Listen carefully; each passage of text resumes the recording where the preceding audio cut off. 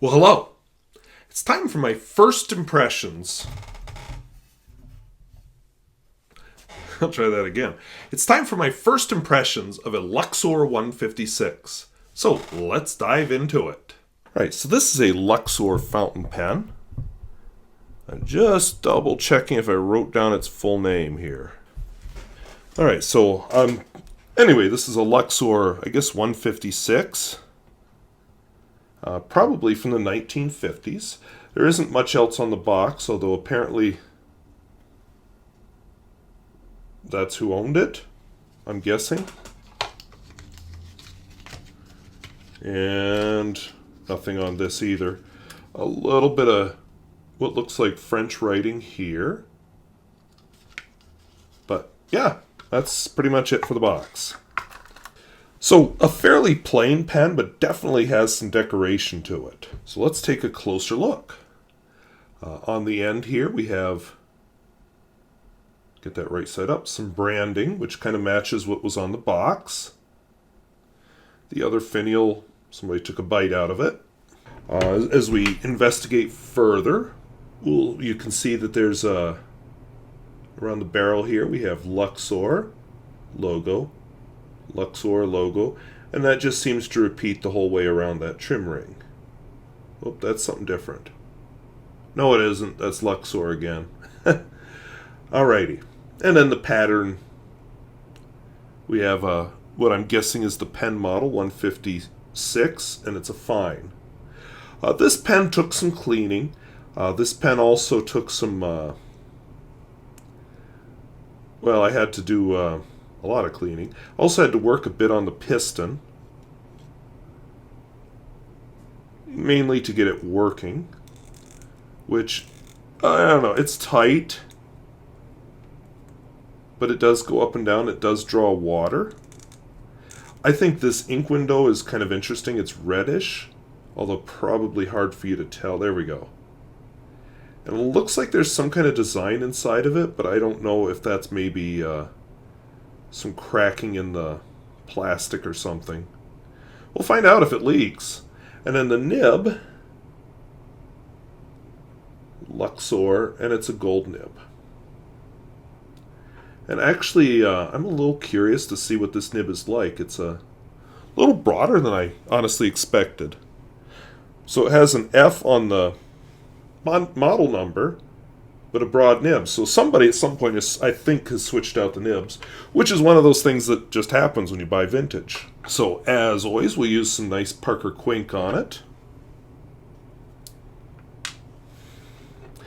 And with that, what I see inside the ink window, maybe it's best that I'm using a washable ink this time. We'll just find out how it behaves. Sounds like I could have put a little more silicone grease in it when I had it apart.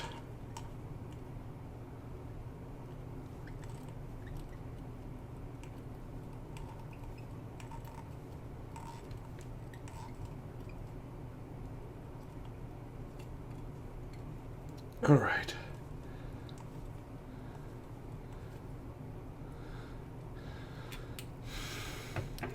So we seem to have gotten a nice full fill on it. I have been curious how this thing writes, so... Oh, I was so excited about how this thing writes, I didn't even notice the writing on the cap. So on the cap, oops, upside down, we have original, Luxor, visible. Whatever that means. So I would say it actually writes pretty fine, but the nib definitely flexes to a broad. And I'm looking at it again. Let's see if we can bring that into focus any better here. That almost looks like an M down there. So Luxor 585, 14 karat.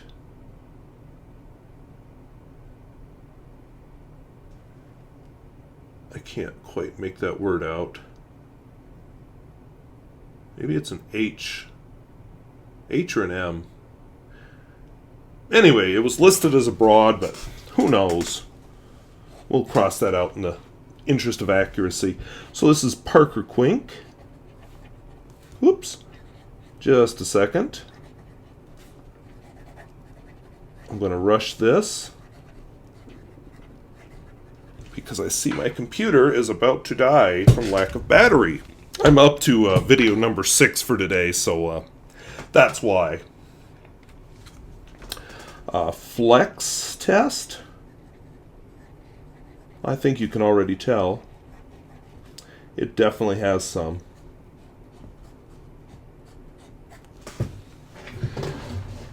Wetness and flow.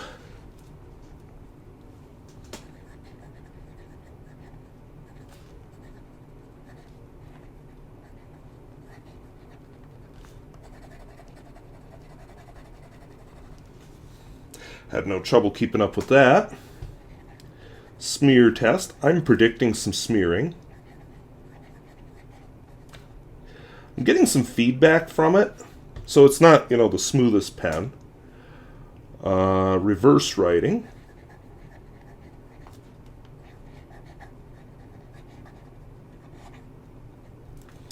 Not feedback in a bad way, really, just, it's there. So I'd say it extra fine, and that's not bad, actually. That felt pretty decent, reverse writing. And finally, the world-famous Pierre Gustafson test.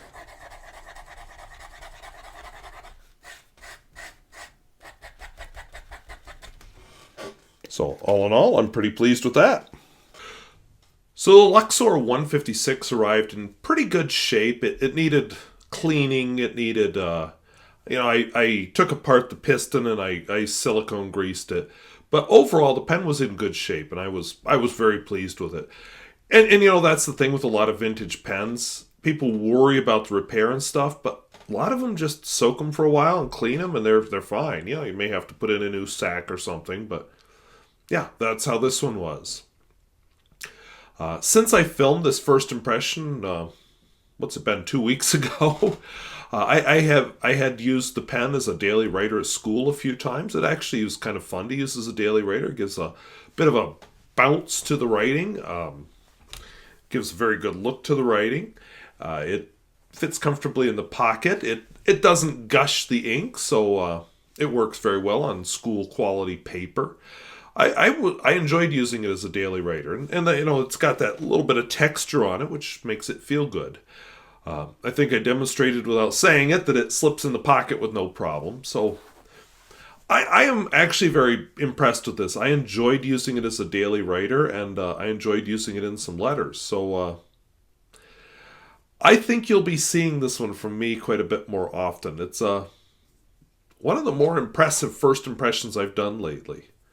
So now I'm going to have to learn more about Luxor brand and maybe look for some more Luxor camera. I said cameras. I have to look for some more Luxor pens because I am very pleased.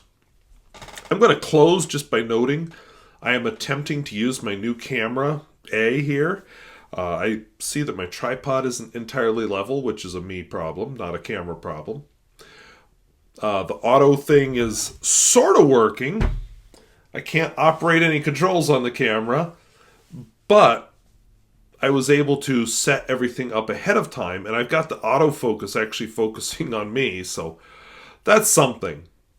And, if I can see the screen, I can turn the camera and get the settings set up, because I always, even with the Panasonic, I basically used the same settings. I had one set of settings for if I had sunlight helping me and one set of settings for if I didn't. So, yeah, on the whole, I'm curious to see how this turns out, and I'm curious for comments, because a lot of people were impressed by the phone, so I tried to make this a brighter setting. I guess it was a little tighter than I always did with the phone, which, well, I can't change it, but anyway, I'll have more comments camera-wise on Friday. I still haven't figured out how once I got all these controls here to work, and now I can't, but we'll figure it out eventually. So anyway, the star of the show, oh, there it is. It scared me for a second, is this beautiful Luxor pen, and very happy to have it. So I want to thank you for watching. We'll talk to you later. Bye-bye.